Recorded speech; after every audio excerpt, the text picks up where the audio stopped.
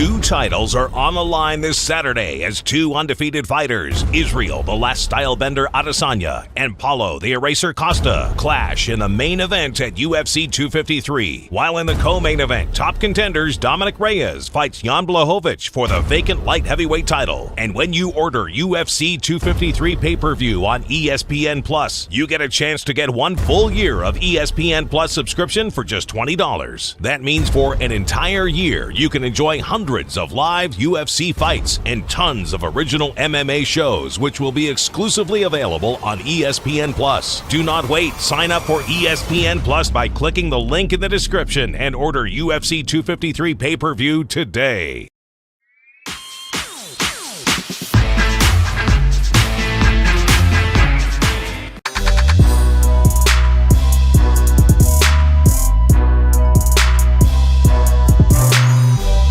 Does the finish against Woodley really count? And in fact, we need to talk about that some more, I think, because we saw in the Tyron Woodley fight, Ariel Helwani tweeted out a picture of his ribs. His rib was snapped. Did you see that? Did you see that picture? No, I didn't see the picture now. Yeah, his rib was broken. And listen, a broken rib is absolutely devastating, and that will be very painful.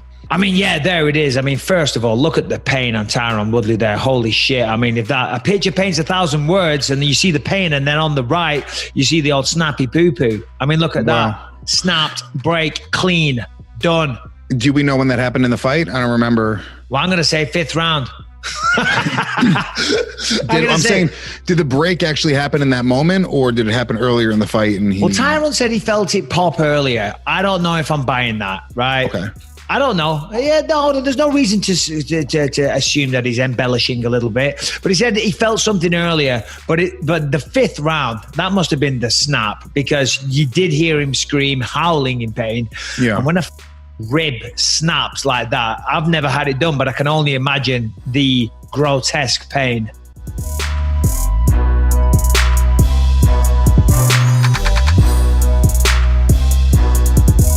I imagine that he would probably like to get at least one more in there. Tyron has been wildly successful both in and out of the cage, but I think that if I'm a fighter, I wouldn't want to end my career on that one necessarily. Now, if he doesn't want to fight and he doesn't have that same kind of motivation and hunger to move forward, then I don't know if that's the best idea. Now, I said this on the last podcast, and I say this with love because I really do love Tyron.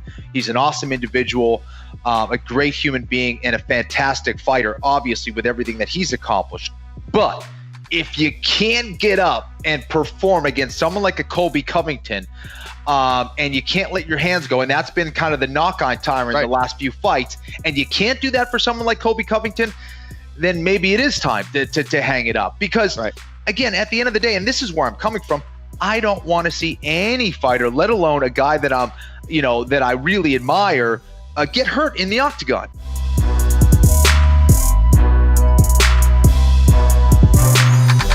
I'm so freaking excited to head back home to Las Vegas. I feel like it's been 1.5 years since I've trained without a back injury, without my elbow, and then a dying freaking organ inside my body. Like, totally energized, super pumped. I'm so lucky. There's no cancer. Unfortunately, I do have IBS and 0 gallbladder and food allergies, which I'm still waiting on that test to come back, but we can work through that. That's not hard. So I can't wait. I'll see you soon, Vegas.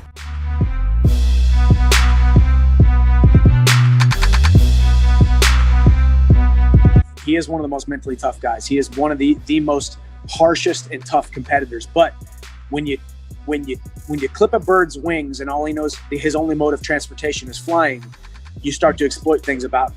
When you cut off the fins of a fish and his only mode of transportation is swimming, you start to see different aspects of that individual spirit. We saw some of that in the Ali Akita fight when he wasn't able to be as successful as he wanted to be, in the grappling exchanges, in some of the takedown defense that Al was posing. I don't think I'm going to get taken down as easily as Khabib thinks I'm going to. I think if I do get taken down, I'm going to fight the hands, get up, and be right back in his face throwing power punches. We've also had, 28 guys say that they were going to do that in the past. So we'll see what happens if we step into the cage against each other.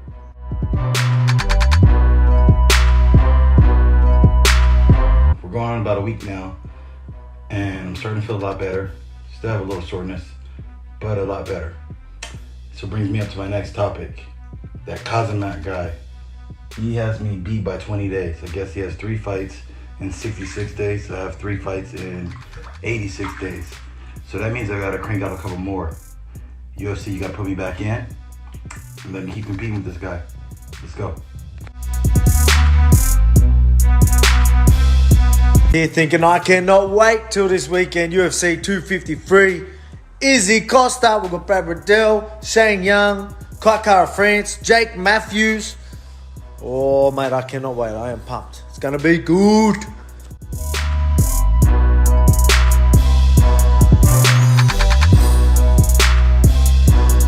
The both guys either they didn't engage on the fight. Romero and Adesanya also either. So it was a bad fight. Nobody want to see a kind of fight of that. And I'm here to change that, to bring the action for the fans, you know. That's why I'm here. I'm here to bring the action. Everybody wants to see the knockout. Everybody wants to see one guy move forward, you know, to catch another one, to hunt another guy.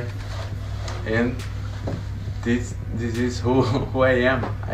I train to hunt. I train to cut some heads off and knock him out, or take him on submission.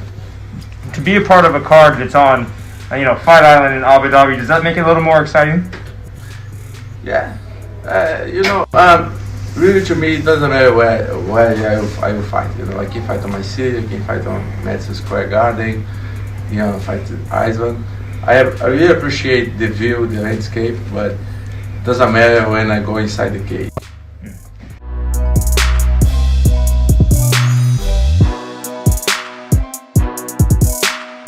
This time next year, September 21st, 2021, right? Yeah. 2021.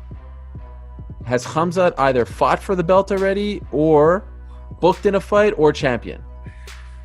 By 2021, Khamzat Chimaev is fighting for the belt or is the champ. Listen. In 2021, Khamzat Chimaev is the double champ. 170 and 185. I'm trying to tell you. I'm telling Izzy. I love Izzy. But listen, he go up and down, dog. He can fight everybody. After what I saw, Ariel, because we talked about this. I'm like, man, if he can run through Gerald, this spaceship. We didn't say that. We did not say that.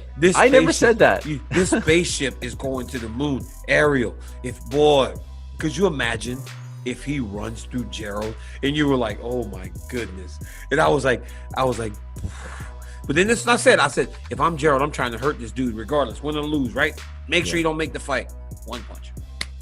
Good night, Irene. It's great. Good night, Irene. Giving homeless people McDonald's before the fight as well. And feeding people on. And guess what? He's such a great guy. I mean, he didn't video that. His friend did. He didn't even know. Whatever. Listen, whatever. Khamzat, That's the classic. That's the classic. Listen. Khamzat didn't even know his friend was videoing him. And unfortunately, his friend put it on the internet and he's like, come on, I don't want this. You feed people in the dark, right? He does it with his heart because he said, as you do things for people here, it will come back to you in your afterlife. I mean, he's got great philosophy. He's got a great mind for fighting. He's got all the physical ability to dominate 2 weight classes. This is the real deal.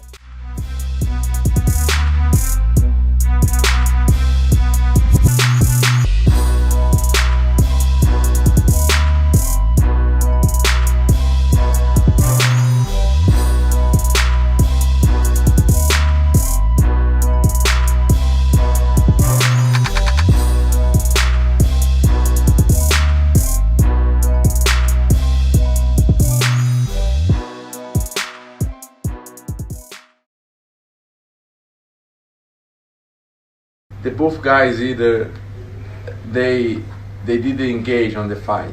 Romero and Adesanya also either. And I'm here to change that, to bring the action for the fans, That's why I'm here. I'm here to bring the action. I'm here to bring the action. Everybody wants to see the knockout. Everybody wants to see when a guy move forward. I training to hunt. I training to cut some heads off. I love you.